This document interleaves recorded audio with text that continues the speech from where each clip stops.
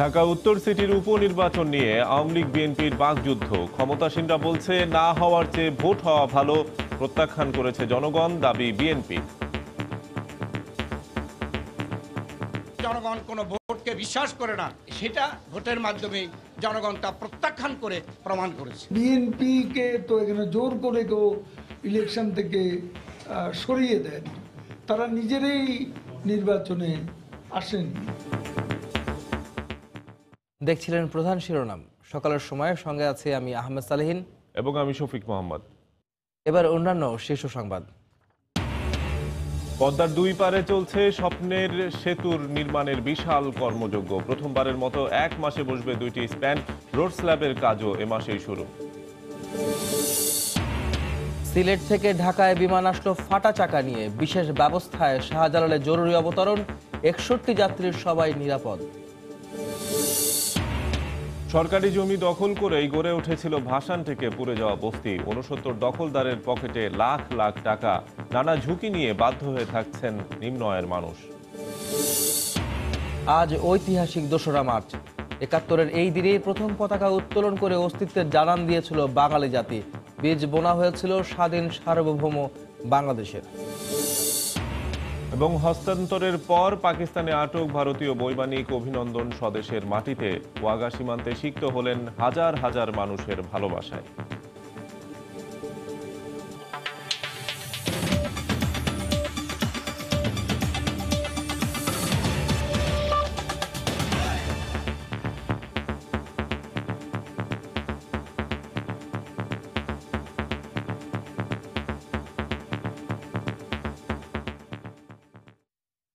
পদ্মা সেতু প্রকল্পে এই প্রথম এক মাসে দুটি স্প্যান বসানোর পরিকল্পনা রয়েছে প্রকৌশলীদের। এ লক্ষ্যে প্রস্তুত করে তোলা হয়েছে জাজিরা প্রান্তের 33 ও 34 নম্বর পিলার। ফলে দৃশ্যমান হবে 1.5 কিলোমিটার সেতু। এছাড়া স্প্যানগুলোতে রেল স্ল্যাবের পাশাপাশি এ মাস থেকে রোড স্ল্যাব বসানোর পরিকল্পনা রয়েছে। সাইফুল ইসলামের ছবিতে বিস্তারিত জানাচ্ছেন এহসান জুয়েল। পাখির চোখে আকাশ থেকে তাকালে পুরো নদী জুড়ে শুধু কাজ আর কাজ। জাজিরা প্রান্ত থেকে মাওয়া দিকে এগুচ্ছে ছবি। দেখা যায় একটির পর একটি পিলার, কোথাও পুরো, কোথাও অর্ধেক পিলারের কাজ শেষ। 8টি স্প্যান বসানো পিলারগুলো সহ পুরো প্রস্তুত এখন 19টি পিলার। অর্ধেকের বেশি কাজ শেষ হয়েছে 11টি পিলারের। এমনকি নকশা জটিলতা কেটে যাওয়ার পর 6 ও 7 নম্বর পিলারেও ধরা হয়েছে কাজ। সেতু এখন অনেক বড়। জাজিরা প্রান্তের 7টি আর মাওয়া প্রান্তের 1টি মিলে বর্তমানে মোট 8টি স্প্যানে দৃশ্যমান 1 কিলোমিটারের বেশি সেতু।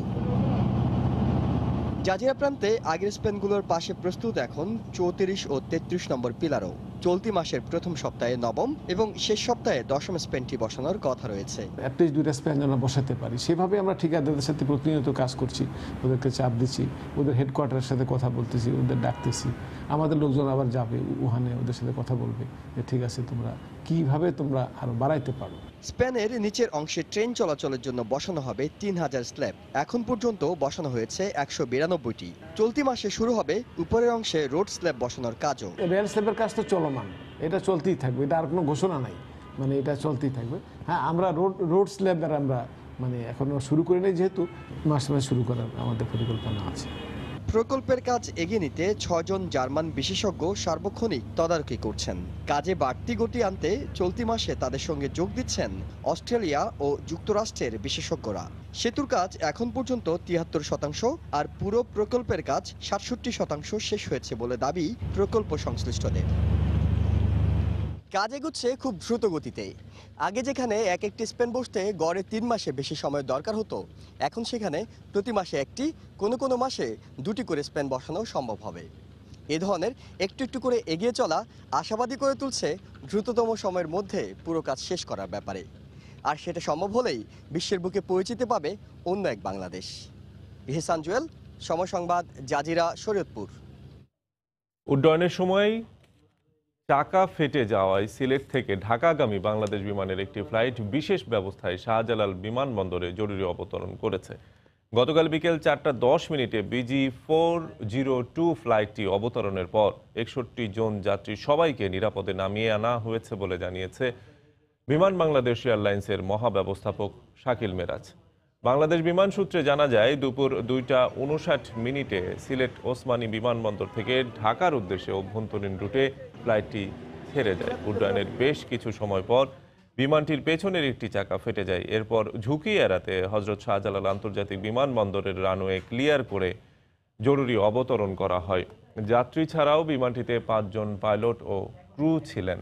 জরুরি অবতরণের পর উড়োজাহাজটি মেরামতের জন্য হ্যাঙ্গারে নিয়ে যাওয়া হয়েছে। BG402 সিলেট থেকে ঢাকা আসার সময় একটা চাকা ক্ষতিগ্রস্ত ছিল, যেন এমার্জেন্সি ল্যান্ডিং করেছে। 61 জন যাত্রী সবাই নিরাপদে সুস্থ অবস্থায় নামছে, কোনো অসুবিধা হয়নি। টেক অফ করার সময় একটা চাকা বাস্ট হয়েছে আর কি, মানে এটা হতে পারে। চাকা তো বিভিন্ন সময় তদন্ত না করলে বলা যাবে না যে কেন কি হয়েছে। লাইফ সাইকেলের ব্যাপার আছে, যে চাকার লাইফ সাইকেল বা এরকম? না, এটা আমরা এখন কিছুই বলতে পারবো না, বাট যেটা হয়েছে সেটা বললাম। এভরিবডি সেফ, সবাই নিরাপদে প্লেন থেকে নেমে গেছে। প্লেনটাকে আমরা আমাদের রক্ষণাবেক্ষণ হ্যাঙ্গারে নিয়েছি মেরামত করার জন্য। এয়ারলাইন অপারেশনে এই ধরনের ঘটনা সারা বিশ্বে ঘটে। এই পরিস্থিতি কি করতে হয় সেগুলো আমাদের পাইলটদের প্রশিক্ষণ থাকে, যারা সেভাবে কাজ করেন। চতুর্থ ধাপের 122 উপজেলা পরিষদ নির্বাচনে চেয়ারম্যান পদে দলীয় প্রার্থী চূড়ান্ত করেছে বাংলাদেশ আওয়ামী লীগ। গতকাল বিকেলে গণভবনে দলীয় সভাপতি প্রধানমন্ত্রী শেখ হাসিনার সভাপতিত্বে আওয়ামী লীগের স্থানীয় সরকার মনোনয়ন বোর্ডের সভায় প্রার্থী তালিকা চূড়ান্ত করা হয়। সভায় দলের সাধারণ সম্পাদক ওবায়দুল কাদের, সিনিয়র নেতা আমির হোসেন আমু, তোফায়েল আহমেদ, শেখ ফজলুল করিম সেলিম সহ মনোনয়ন বোর্ডের অন্য সদস্যরা উপস্থিত ছিলেন। সভা শেষে রাতে প্রেস বিজ্ঞপ্তির মাধ্যমে চতুর্থ ধাপের 122 উপজেলায় আওয়ামী লীগ চেয়ারম্যান প্রার্থীদের নামের তালিকা প্রকাশ করা হয়। আগামী 31শে মার্চ চতুর্থ ধাপের অনুষ্ঠিত হতে যাচ্ছে এই উপজেলা পরিষদগুলোর ভোট গ্রহণ।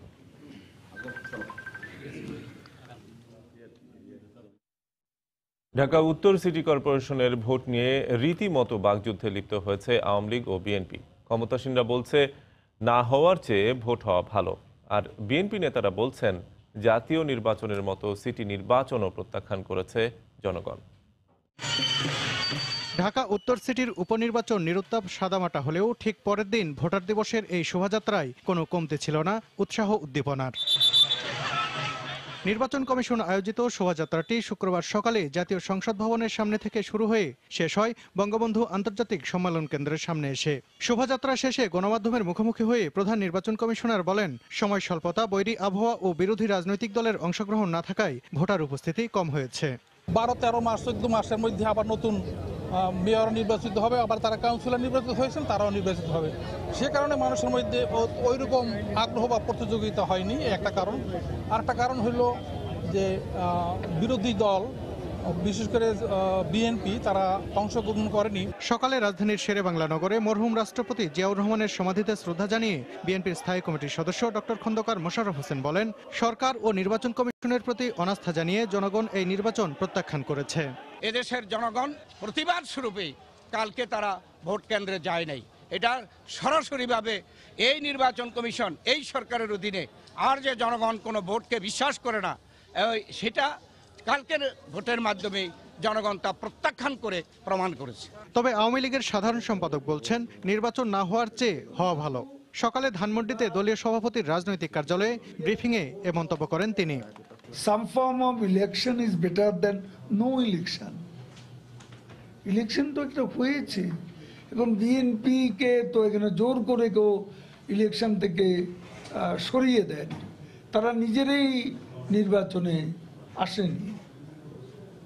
এখন তারা না এসে সমালোচনা করলে তো হবে। বড় কোনো দল প্রতিদ্বন্দ্বিতা না করায় ভোটার উপস্থিতি কম হওয়া অস্বাভাবিক কিছু নয় বলেও মন্তব্য করেন ওবায়দুল কাদের। সালাউদ্দিন সুমন, সময় সংবাদ, ঢাকা। ঢাকা উত্তর সিটি উপনির্বাচনে ভোট কেন্দ্রে না গিয়ে জনগণ 30শে ডিসেম্বরের নির্বাচনে অপমানের জবাব দিয়েছে বলে মন্তব্য করেছেন জাতীয় ঐক্যফ্রন্টের শীর্ষ নেতারা। তারা বলেন, ক্ষমতায় টিকে থাকার জন্য মুক্তিযুদ্ধের চেতনা ও বঙ্গবন্ধুর আদর্শকে জলাঞ্জলি দিচ্ছে আওয়ামী লীগ। গতকাল বিকেলে জাতীয় প্রেস ক্লাবে স্বাধীনতার পতাকা উত্তোলন দিবসের আলোচনার সভায় এ মন্তব্য করেন তারা। আওয়ামী লীগ নামের যে সংগঠন স্বাধীনতা যুদ্ধের এত বড় ইতিহাস রচনা করেছিল, যেই সংগঠনের নেতা ছিলেন বঙ্গবন্ধু শেখ মুজিব, সেই আওয়ামী লীগ এখন বাংলাদেশে বিরাজ করে না। এখন যে আওয়ামী লীগ আছে ওটা পুলিশ লীগের অঙ্গ সংগঠন। 29-30 তারিখে জনগণকে অপমান করেছে। আর গতকালকে জনগণ থাপ্পড় মেরেছে মুখের মধ্যে, অপমানের প্রতিবাদ করেছে থাপ্পড় মেরে। গণতন্ত্র প্রক্রিয়ার মধ্যে নেব, সংবিধানের মধ্যে দিয়ে দেশকে শাসন করব। ইনশাআল্লাহ যে ঐক্য ভিত্তিতে দেশ স্বাধীন হয়েছিল সেই ঐক্যের ভিত্তিতে এই দেশকে আমরা শাসন করব। ঢাকা উত্তরের নবনির্বাচিত মেয়র আতিকুল ইসলাম বলেছেন, সড়ক সংস্কার, মশা নিধন এবং মাদকমুক্ত ঢাকা গড়াই হবে তার মূল লক্ষ্য। গতকাল নিজ বাসায় সাংবাদিকদের সাথে কথা বলেন তিনি। এছাড়া প্রয়াত মেয়র আনিসুল হকের অসমাপ্ত প্রকল্পগুলোর কাজ তিনি শেষ করার আশাবাদ ব্যক্ত করেন। ঢাকার যে রাস্তা যেগুলো আছে, রাস্তাগুলো কিন্তু বিশেষ করে অলিতে গলিতে খেটে খাওয়া মানুষ যে রাস্তাগুলোতে চলে, সেই রাস্তাগুলো কিন্তু খুবই খারাপ অবস্থা। এগুলোকে নিয়ে একটু প্ল্যান করতে হবে। যেখানেই যাচ্ছি সেখানেই সবাই বলছে মশা একটা অবশ্যই একটা বার্নিং পয়েন্ট, এর সম্বন্ধে কোনো সন্দেহ নেই। আমাদের বিভিন্ন ধরনের এলিভেটর শুরু করে মেট্রো রেল থেকে কাজ শুরু হচ্ছে, তাদের সাথে একটি কোলাবোরেশন করে কমপ্লায়েন্স ভাবে কাজগুলো করতে হবে। আমাদের যে হাইওয়েতে যে মহাযজ্ঞ যে কাজগুলো হচ্ছে, তাদের সাথে নাগরিকের সুবিধা দিয়ে কিন্তু কাজগুলো করতে হবে। আমরা সে ধরনের কম্বিনেশন করব। সকালের সময় আরো থাকছে। অনুমতি না নিয়ে বাড়িতে যাওয়ায় শেরপুরে মাদ্রাসা ছাত্রকে বেধড়ক পেটালো শিক্ষক, গুরুতর অবস্থায় হাসপাতালে ভর্তি।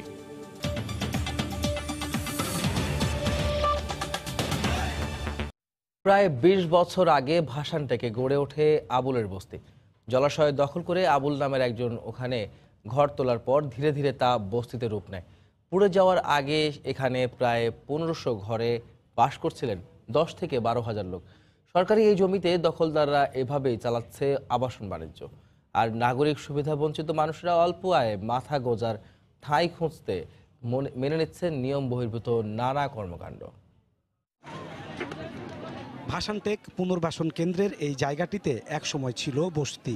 দেশের নানা প্রান্ত থেকে নিম্ন আয়ের মানুষেরা এখানে এসে বসত গড়েন। পরে পুনর্বাসন কেন্দ্রের জন্য সরকার জমি দখলে নিলে তারা চলে যায় লালসাই আর ইব্রাহিমপুর মৌজার আজকের এই আগুনে পোড়া বস্তিতে। প্রায় ৬ একর জায়গা দখল করে গড়ে ওঠে এই বস্তি, যেখানে মেলে না কোনো নাগরিক সুযোগ সুবিধা। এটা প্রথম খালি জায়গা ছিল, বিল ছিল, তো এখানে দান করতাম এবং শাকসবজি করতাম। তো এখান থেকে আস্তে আস্তে যখন ভাসানটেক পুনর্বাসন প্রকল্পে জায়গা নেওয়ার জন্য প্রস্তাব দেওয়া হলো, তখন আমরা নিজেরাই বুঝাইয়া উড়াই দিছি এবং নিজেরাই সরে আসছি। আইসা এই যে এখানে খালি জায়গা ছিল, এখানে আমরা থাকি। এরপর বিভিন্ন সময় ক্ষমতাধররা দখল করে গড়তে থাকে ঘর। এভাবেই নীতি বহির্ভূতভাবে বাড়তে থাকে বস্তির পরিধি। আমরা গরিব মানুষ আসছে, বিভিন্ন দেশ থেকে আসছে, জায়গা পাইছে না, একটু জায়গা করে দিছে, এইভাবে তারা বাইন্দা দিছে, এই ঘরের মধ্যে থাকে। পানির মধ্যে আমরা আয়া বাস করতে জায়গা দখল লইয়া ঘর বানছি, মানে আবুলের কিছু টাকা পয়সা দিয়ে আমাদের ঘর বানছি। আবুল ভাইয়ের ঘর আগে আসছিল, তারপর আর কি আমার কইলো যে তোমরা ঘর তোলো, ঠিক আছে। তারপর আমরা 14 জনে 14টা রুম তুলছি। ঘরের সংখ্যা বাড়ার সঙ্গে সঙ্গে বাড়ির মালিকের সংখ্যাও বাড়তে থাকে। বর্তমানে এই বস্তির ঘর মালিকের সংখ্যা 69 জন। অন্তত 350 ঘরের মালিক জাহাঙ্গীর। প্রতি ঘর তিনি ভাড়া দেন 2.5 থেকে 3,000 টাকায়। প্রতি মাসে ফজলুর আমি 5,000 করে টাকা দিতে। আমাদের রুম হইল 3 মহাজনের, 3 মালিকের বাড়ি 6টা, 3টা রুম দিয়ে 2200 টাকা, 3টা রুম দিছে 2,000 টাকা। 26টা রুম, এটা আমি এক মহিলা এত কিনি, শুক্রা বেগম। এবার আমি এত কিনছি প্রায় 4 জন মালিকের এনতে 2,000 টাকা, আবুল বাইরে দিতাম 2,000 টাকা। সম্প্রতি এই বস্তির উল্টো পাশে ধামালকোট বস্তি উচ্ছেদ করে দখলে নিয়েছে গৃহায়ন ও গণপূর্ত মন্ত্রণালয়। আবুলের বস্তিও উচ্ছেদ হতে পারে এমন গুঞ্জন চলছিল বেশ কয়েকদিন থেকে। আগুনে পুড়ে পুরো বস্তি যেন এক বিরান ভূমিতে পরিণত হয়েছে। 18 থেকে 20 বছর আগে গড়ে উঠে এই বস্তি, এরপর যেভাবে পেরেছেন দখল নিয়েছেন বস্তির। এর আগেও কয়েকবার অজানা কারণে পুড়েছে বস্তিবাসীর ভাগ্য। নাজমুস সালেহী, সময় সংবাদ। শিক্ষার্থীদের লেখাপড়ায় মনোযোগী হওয়ার পাশাপাশি প্রযুক্তির খারাপ দিক পরিহার করে ভালো বিষয়গুলো কাজে লাগানোর পরামর্শ দিয়েছেন আওয়ামী লীগ নেতা অ্যাডভোকেট কামরুল ইসলাম। গতকাল বিকেলে কেরানীগঞ্জের আঞ্চলিক উচ্চ মাধ্যমিক বিদ্যালয়ের বার্ষিক ক্রীড়া প্রতিযোগিতার সমাপনী ও পুরস্কার বিতরণী হয়। অনুষ্ঠানের শুরুতে শিশুদের কণ্ঠে জাতীয় সঙ্গীতের সঙ্গে সঙ্গে জাতীয় ও ক্রীড়া পতাকা উত্তোলন করা হয়। পরে অতিথিদের ফুল দিয়ে শুভেচ্ছা জানায় শিক্ষার্থীরা। এরপর ডিসপ্লের মাধ্যমে দেশের ইতিহাস ঐতিহ্য তুলে ধরে তারা। অনুষ্ঠানের প্রধান অতিথির বক্তব্যে কামরুল ইসলাম সন্তানদের বিপথগামিতা ঠেকাতে অভিভাবকদের নজর রাখার আহ্বান জানান। সম্মানিত প্রধান। তোমরাই আমাদের জাতির ভবিষ্যৎ। আমরা তোমাদেরকে নিয়ে সামনের দিকে এগিয়ে যেতে চাই। বাংলাদেশ আজকে উন্নয়নের মহাসড়কে। আমাদের মাননীয় প্রধানমন্ত্রী তোমাদেরকে নিয়ে ভাবেন, দেশকে নিয়ে ভাবেন। নিন্দুকেরা যে যত কথাই বলুক না কেন, 2041 সালে আমরা উন্নত দেশ হবই, সেই স্বপ্ন আমরা দেখছি। অভিভাবকদেরও বলবো, আপনাদের সন্তানদের হাতে যখন মোবাইল তুলে দেন, ইন্টারনেট তুলে দেন, ল্যাপটপ তুলে দেন, লক্ষ্য রাখবেন তারা এর ভালো দিকগুলো ব্যবহার করছে কিনা। আমি তোমাদেরকে বিনয়ের সাথে অনুরোধ করছি, এই সমস্ত তথ্য প্রযুক্তির খারাপ দিকগুলো তোমরা পরিহার করবে। গ্রামে গ্রামে ঘুরে সবার হাতে বই পৌঁছে দিতেন আলোর ফেরিওয়ালা পলান সরকার। চলে গেলেন না ফেরার দেশে। গতকাল দুপুরে রাজশাহীর বাঘা উপজেলায় নিজ বাড়িতে মারা যান তিনি। সাদা মনের এই মানুষকে হারিয়ে শোকাহত তার স্বজন ও ভক্তরা। 21 পদকপ্রাপ্ত এই গুণীর মৃত্যুতে শোক জানিয়েছেন প্রধানমন্ত্রী। পলান সরকার গ্রামে গ্রামে ঘুরে প্রতিটি বাড়িতে ছোট বড় সবার হাতে তুলে দিতেন নিজের টাকায় কেনা বই। উদ্দেশ্য, বইয়ের সঙ্গে সেতু বন্ধন করে আলোকিত হোক সবার জীবন। সেই আলোর ফেরিওয়ালা চলে গেলেন না ফেরার দেশে।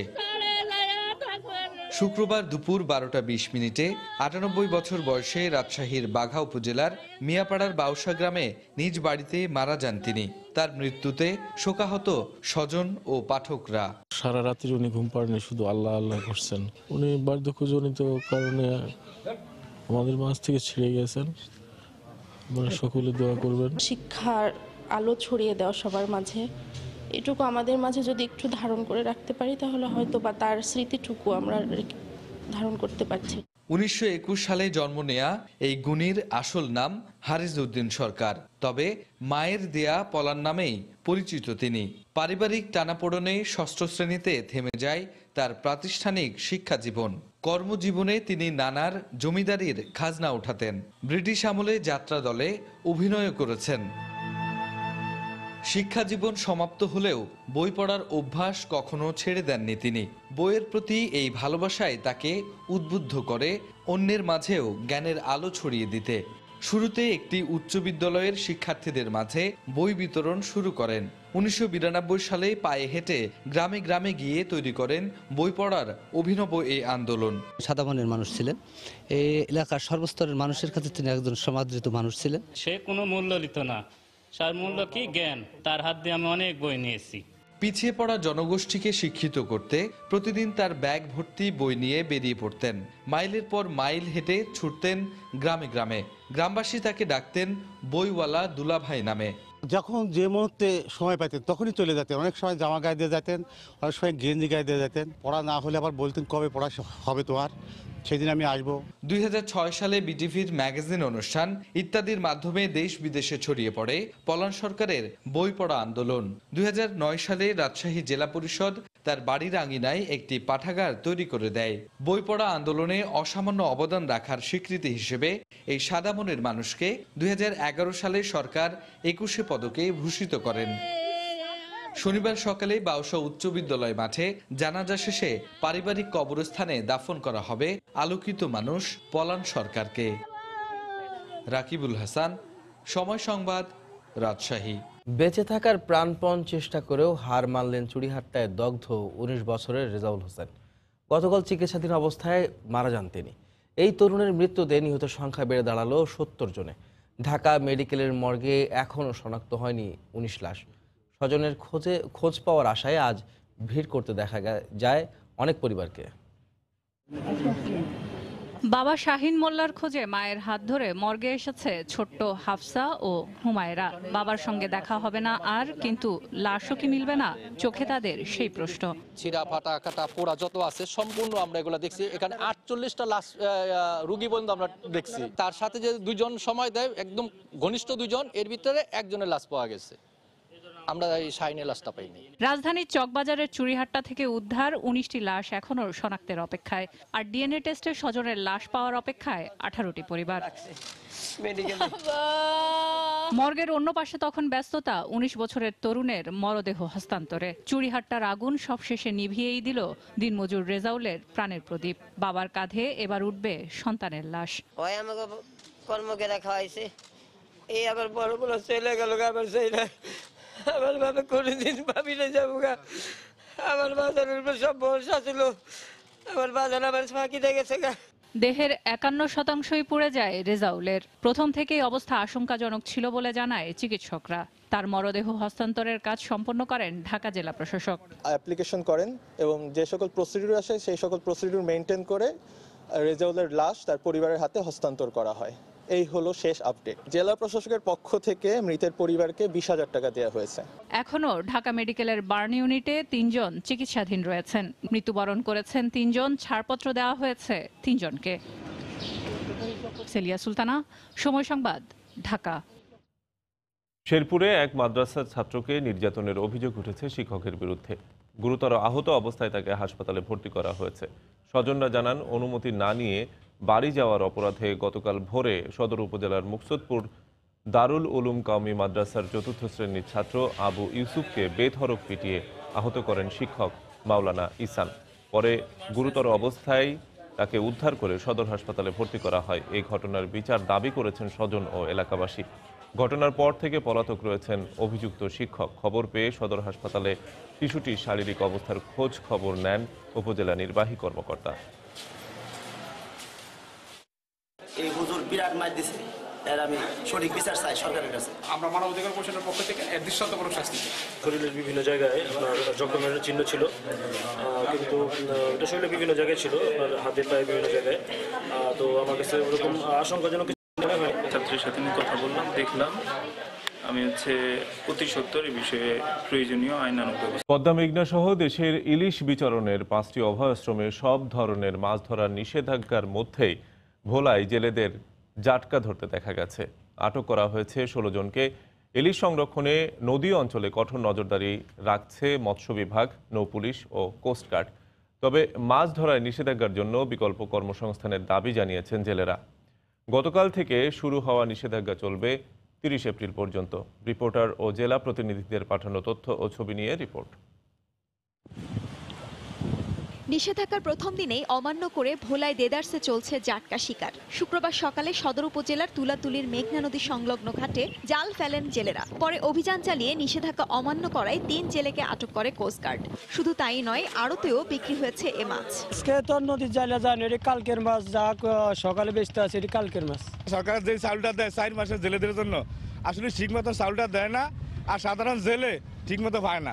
আমরা প্রত্যেকটা উপজেলায় কমপক্ষে 2টা করে টিম প্রতিদিন কাজ করবে নদীতে, এবং যাতে জেলেরা আইন অমান্য করে মাছ ধরতে না পারে বা মৎস্য শিকার করতে না পারে সেদিকে আমাদের খেয়াল থাকবে। তবে ঠিক উল্টো চিত্র চাঁদপুরে। শহরের ইলিশের মোকামগুলোতে চোখে পড়েছে শুনশান নীরবতা। আড়তগুলোতে ব্যবসায়ীদের দেখা মিললেও ছিল না ইলিশের বেচাকেনা। জেলেরাও মধ্যরাত থেকে মাছ ধরা বন্ধ রেখেছেন। বিকল্প কর্মসংস্থান না থাকায় প্রায় 50,000 জেলে পড়েছেন চরম বিপাকে। মাছ ধরা বন্ধ, এখন মনে করেন আমাদের চলতে একটু কষ্টই হবে। এখন জেলেদের কোনো কাজকাম নাই, এখন আমরা বেকার অবস্থায় দিন কাটাচ্ছি। নিষেধাজ্ঞা মানা হচ্ছে কিনা তা খতিয়ে দেখতে বরিশালের কীর্তনখোলায় টহল দেন মৎস্য অধিদপ্তর ও কোস্টগার্ডের পরিদর্শক দল। এ সময় মৎস্য কর্মকর্তা জানান, 5টি অভয়াশ্রমে মাছ ধরা বন্ধে অভিযান অব্যাহত থাকবে। সরকারের ঘোষিত 6টি অভয়াশ্রমে 5টি অভয়াশ্রমে আজকে থেকে টোটালি মাছ ধরা বন্ধ থাকবে।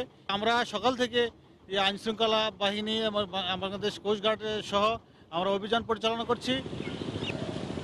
সরকারি নিষেধাজ্ঞার কারণে শরীয়তপুরের নড়িয়া ও ভেদরগঞ্জ উপজেলার পদ্মা নদীর 20 কিলোমিটার অভয়াশ্রম সহ 100 কিলোমিটার এলাকা জুড়ে টহল জোরদার করা হয়েছে। জাল ফেলতে দেখা যায়নি জেলেদের।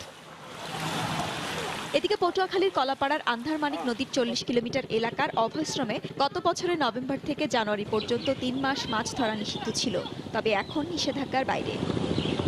ইসমাত জাহান, সময় সংবাদ।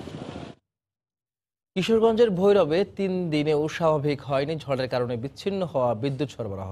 এতে চরম দুর্ভোগে পোহাতে হচ্ছে গ্রাহকদের। গত 27 ফেব্রুয়ারি বিকেলে প্রচণ্ড ঝড় ও শিলাবৃষ্টিতে ভৈরব পৌরসভা সহ বিভিন্ন ইউনিয়নে অসংখ্য গাছপালার ডাল ভেঙে পড়ে, লণ্ডভণ্ড হয়ে যায় বেশ কিছু বিদ্যুতের খুঁটি। এতে বিদ্যুৎ সংযোগ বিচ্ছিন্ন হয়ে পড়ে। এরপর 3 দিন পেরিয়ে গেলেও স্বাভাবিক হয়নি বিদ্যুৎ সংযোগ। এতে চরম দুর্ভোগে পোহাতে হচ্ছে স্কুল কলেজের শিক্ষার্থী, ব্যবসায়ী ও হাসপাতালের রোগীদের। দ্রুত বিদ্যুৎ সংযোগ সরবরাহের দাবি জানিয়েছেন এলাকাবাসী।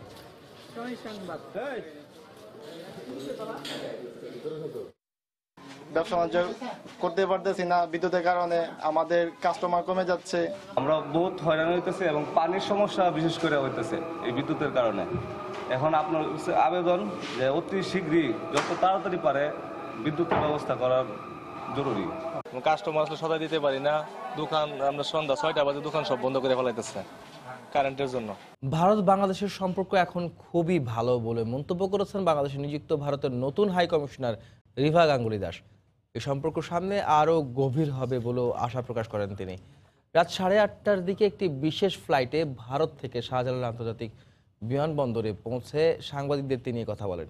এর আগে তিনি ইন্ডিয়ান কাউন্সিল ফর কালচারাল রিলেশনসের মহাপরিচালক হিসেবে দায়িত্ব পালন করেন। 1986 সালে ভারতের পররাষ্ট্র মন্ত্রণালয়ে যোগ দেন রিভা গাঙ্গুলি দাস। ভারত বাংলাদেশের সম্বন্ধ খুবই দৃঢ়, খুবই ভালো। আমি চাই, আমার এই উদ্দেশ্য থাকবে যে আমি এটাকে আরও গভীর করি, আরও ভালো করি, আরও আমাদের দেশ কাছে আসুক। পদ্মার দুপাড়ে চলছে স্বপ্নের সেতু নির্মাণের বিশাল কর্মযজ্ঞ। প্রথমবারের মতো 1 মাসে বসবে 2টি স্প্যান। রোড স্ল্যাবের কাজও এ মাসেই শুরু।